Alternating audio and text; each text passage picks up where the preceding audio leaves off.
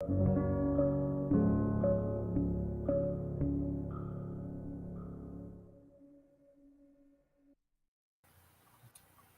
good afternoon. How are you? I'm doing well. How are you doing? I'm doing just fine. It's good to be with you and talk with you again. I know since your association with Vince, that I've come to know you, I've become very interested in the things that you're doing around leadership and leadership training, particularly in the area of the resilient leadership, which is what we're going to talk about here in a little bit. I know you are specifically targeted at corporate professionals I am. It's and true. those people who just seem to be always really busy and how they can develop a certain quality of life. And you're working in the area of leadership training and public speaking, project development, but also some nonprofit consulting. So, talk with me a little bit about how you became associated with Vince.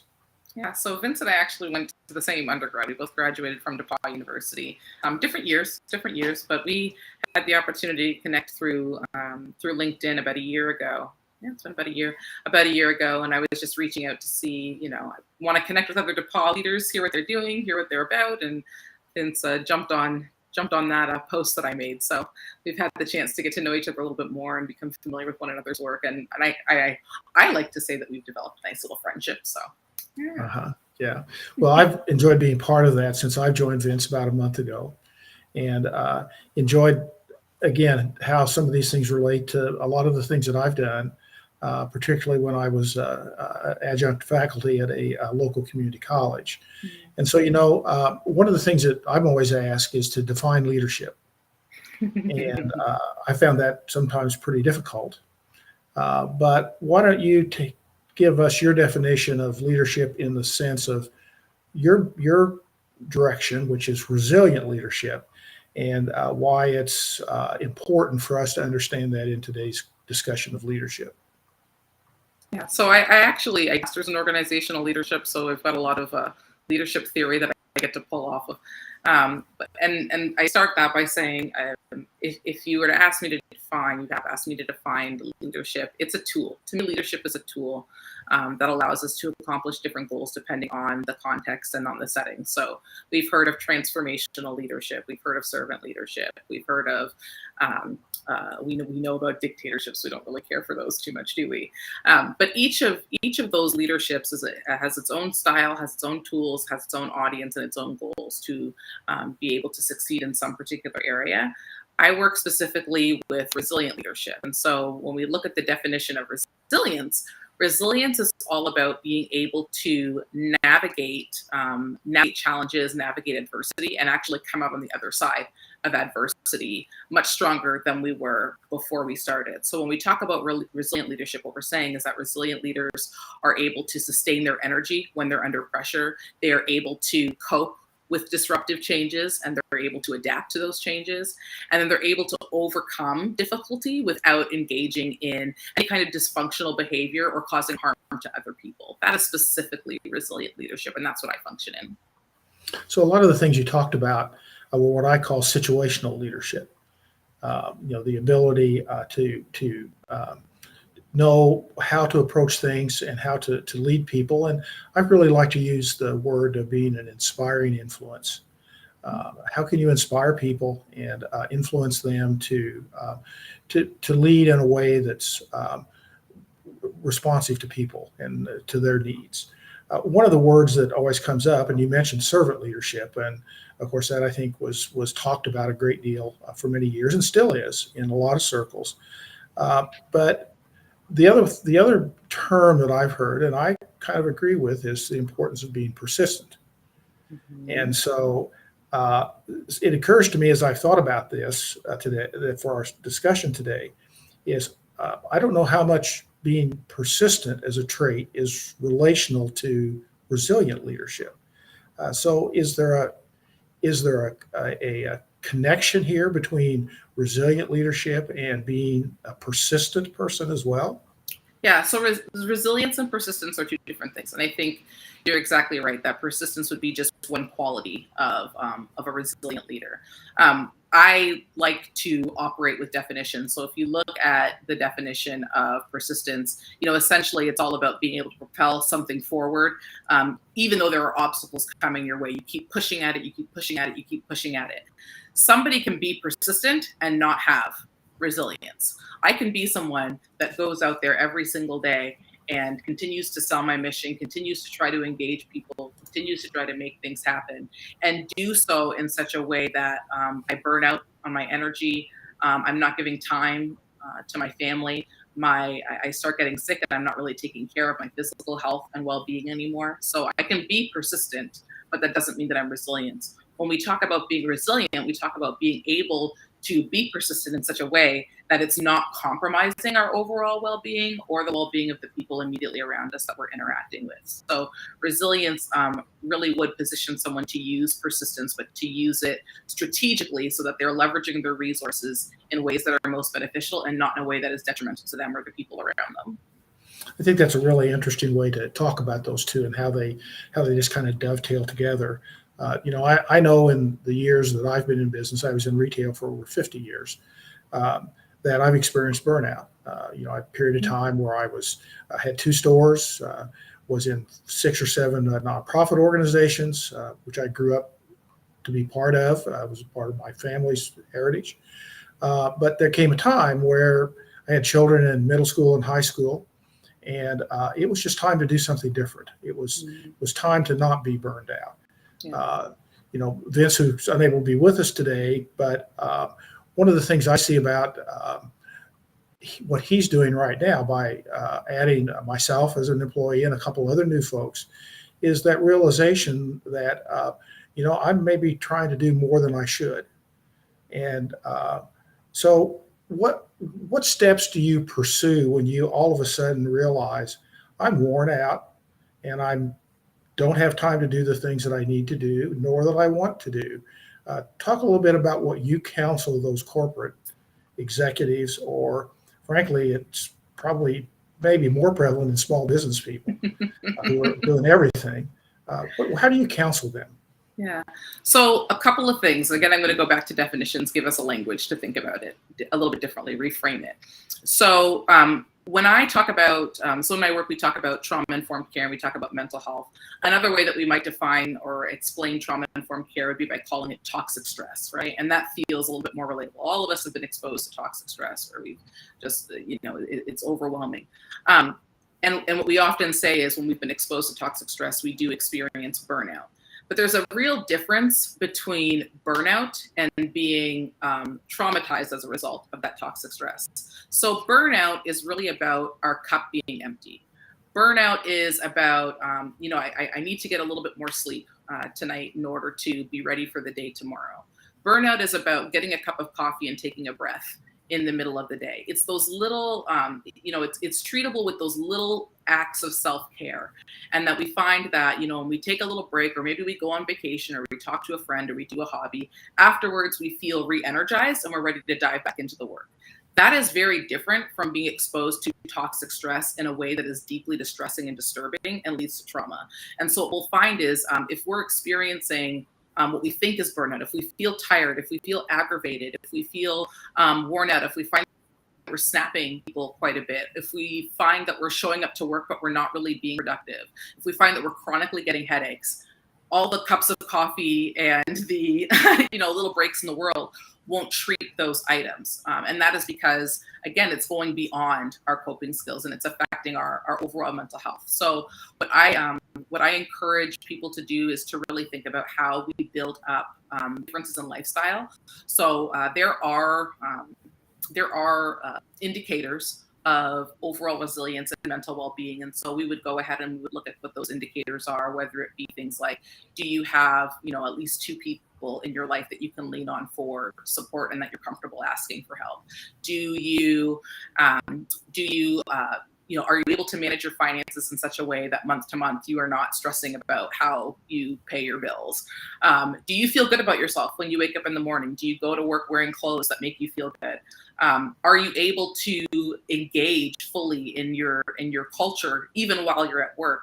And what I mean by that, an example of that, there was a doctor, a young woman, who's Muslim, and so she needed to take time in the middle of the day in order to pray. And she was using her lunch hour for that. And so because she was using her lunch hour, she wasn't getting to eat. And so part of thinking about resilience was how is she able to stay true to herself, right? Stay true to what's important to her and what she believes is life sustaining, while also still being able to take a lunch break like everybody else, right? So it's all about tapping into that knowledge of what is it that I need in order to be healthy in each area of my life, and then build on those so that you're gradually eliminating all of your risk factors. One of the ways that I do that for myself, I'm actually doing that today, and that people are beginning to leverage a little bit more, is I'm working from home. I don't want to go in the office. I hate traffic. It stresses me out. I don't feel like hearing the noise of other people around me. I don't feel like other people's personalities and moods affecting me today. And so, so I'm choosing to work from home. And actually, even though I have an office that I can go to daily, I've chosen to work from home. This is the 7th day that I've chosen to work from home, because I just want to be in a space where I have access to everything that makes me comfortable. On a broader picture for that, part of why I'm able to do that is because I made the decision to go to work for myself. I needed to have more control over my work schedule, my day, and my time, so that I could be able to make those kinds of healthy choices. So with corporate professionals, it's really tapping into, what are your assets? What are your leadership strengths? What do you have available to you that allows you to have more autonomy in your life so that you can build a lifestyle that is healthy and supports you in your goals, and then allows you to be more effective at what you do. It seems to me that that kind of discussion about work balance, being able to work from home. I'm home now. Of course, I guess whatever retired means to me, that's what I am. But my wife works from home, and we have enjoyed the flexibility of that. I know she has, and it's a whole other discussion about how the last 2 years have moved what we're talking about forward in terms of the ability to work at home, develop that life balance. Now, does she enjoy going to the office some? Yes, she does, but she has a choice. And I think that's what some of that is. So we hear a lot about work-life balance, and I think it was driven some by the last 2 years. But in your work, it seems to me, I wonder, I've been around leaders, and I've been myself very driven. So what challenges do you encounter as you enter these? I guess it would be these type A executives who just don't get it, that they grew up with you work as much as you need to work, as long as you need to work. And frankly, in a sense, that drives the people that work for you to work that way too. So tell me a little bit about how challenging that is, and what are the benefits to the corporation for that, or the business, when you do balance your life? And does that translate to the bottom line? Part of the challenge is that we have normalized a lot of what I would say are signs and symptoms of being mentally unwell, and we've made by normalizing them, we've made them a part of our everyday culture, and we celebrate these things that can actually work against us and make us sick. So I think about how we love the superwoman, right? We love the woman she's able to take care of her kids, and she volunteers, and she goes to work, and we just think that she's so strong and so amazing. The person who shows up to work before everybody else and then is the last person to clock out. Wow, they're so dedicated, they're so devoted, right? We celebrate some of these things, or they never take time off. They're always out here grinding. And the reality is that takes away from our protective factors. We need time to rest. We need time to ourselves. We need time to be able to, cut off our work hat and focus on other things. But we do tend to celebrate some of these more toxic lifestyle choices. So it can be really, really difficult for corporate professionals to feel like they can take a step back and focus a little bit more on themselves.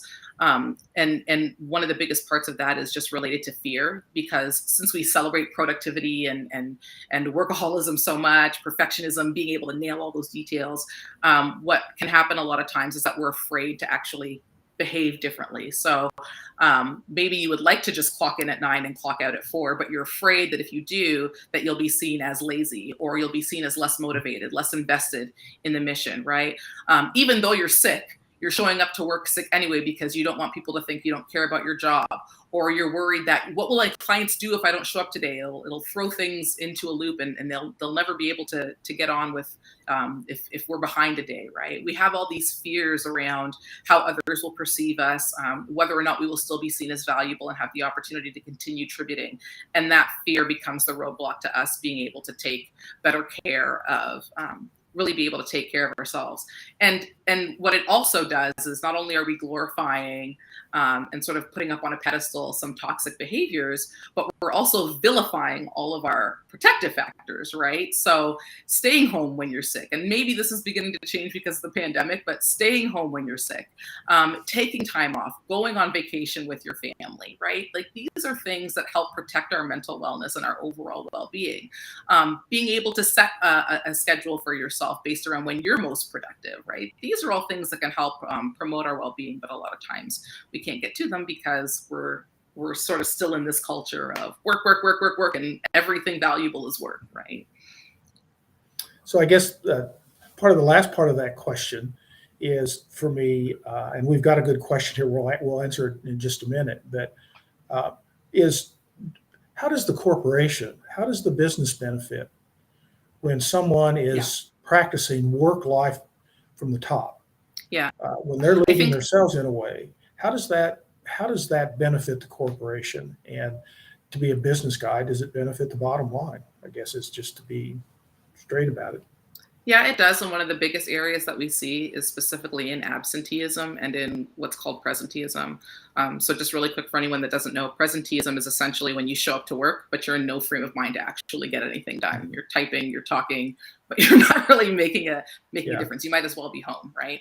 And that's one of the biggest areas that corporations are seeing improvement. When we focus on our overall mental well-being and on our resilience, they're finding that there is less turnover, that there is higher morale. You have more motivated and energized employees who believe that they can really make a difference. And so they're putting forth their best effort and producing higher quality of work.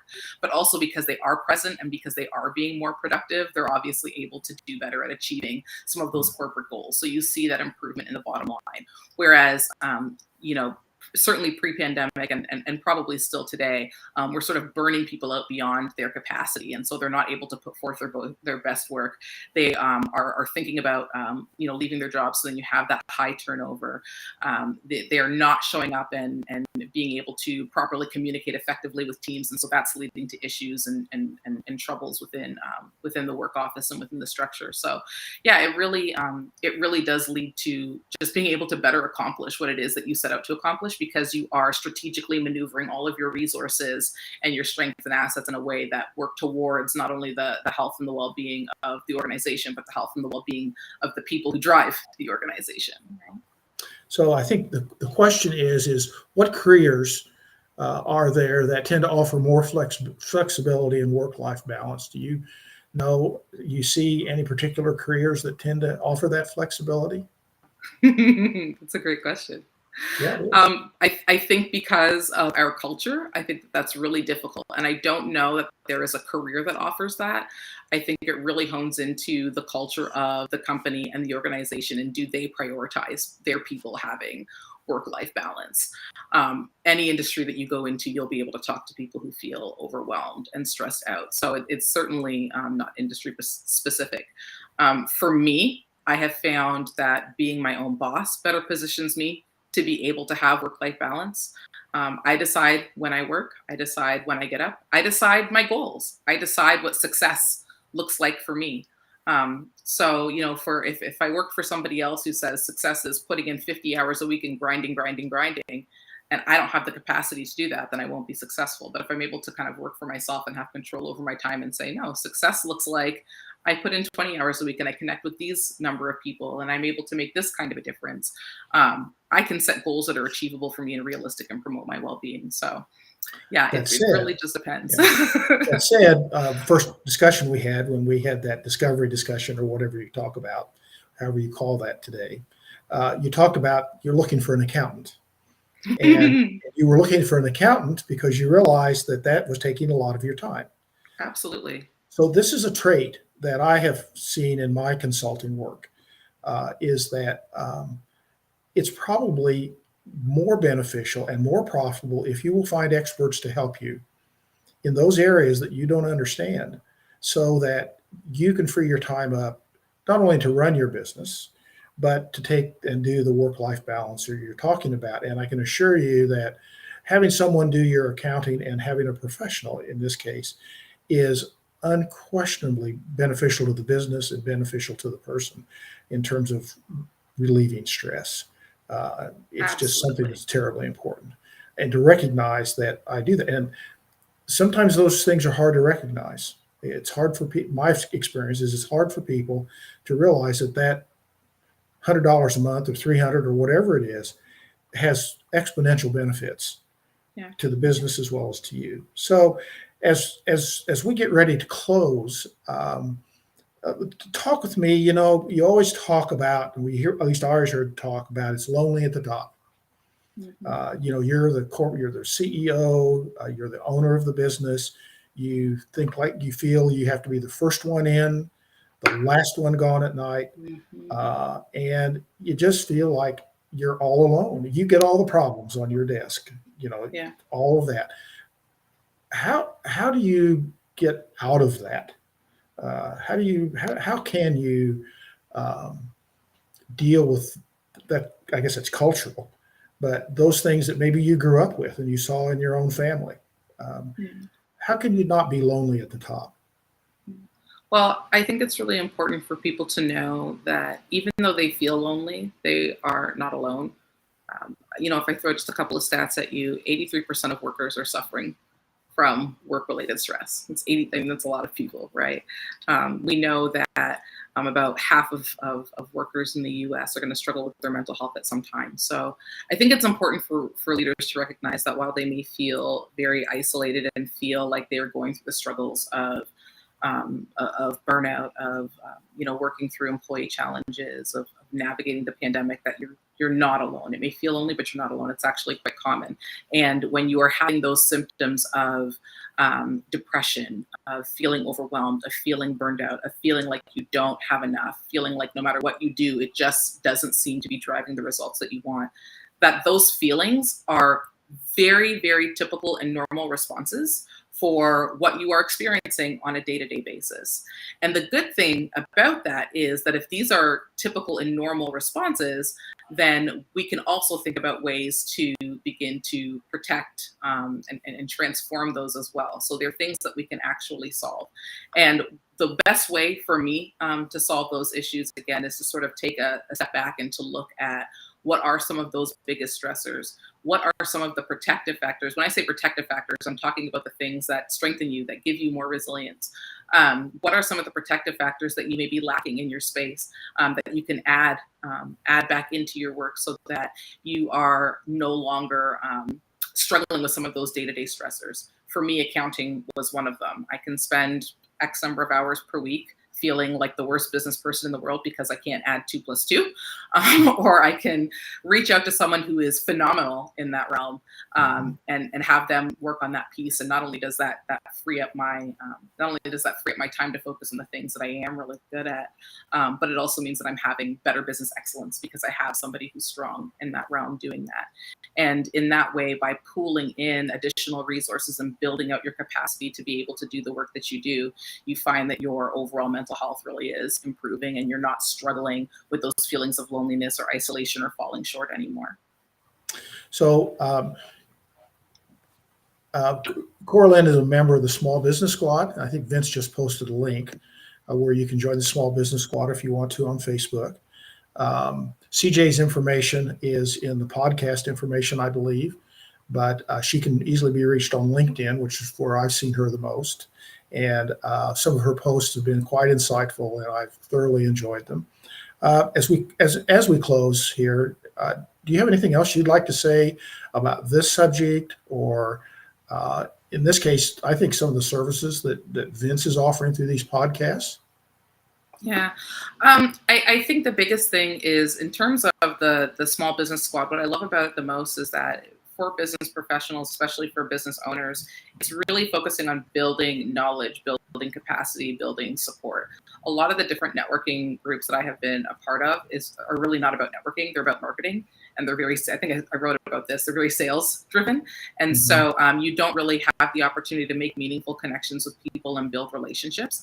I like to say that our goal every day really should be about building relationships. That if we go through the whole day and we complete tasks and we haven't built a relationship, then we failed. But if we have built a relationship with someone by the end of the day and we haven't quite completed the task, we've still made progress. So I've appreciated the opportunity in that small business squad to be able to build more meaningful relationships, go deeper, and get connected, and then find out how, as a community, we're able to come together to solve one another's problems and fill in one another's gaps. So I would say for corporate professionals and business professionals that are out there, look at those opportunities like the small business squad to be able to actually focus in on building a relationship, as opposed to just checking off a bunch of tasks that need to be completed, or focusing in on things like sales and numbers. So how would people contact you if they were interested in learning more about resilient leadership? Yeah, best way to contact me is through LinkedIn. My full name, I've got it there on the screen there, CoraLyn CJ Turentine. You can search for me there and find me there. I'm also accessible on Instagram and on Facebook. If you type in @CJ_Turentine, you can reach me there. And then, of course, you can go to our website, resilientleadership.co, not com, .co, and you will find our contact information there as well. Well, it's just been a pleasure, and I look forward to continuing our discussions and reading your posts and commenting on those.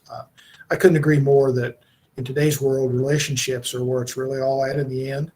And I'll just close with a statement that you made in one of your posts that I know I like, and that is sales are the fruit of relationships.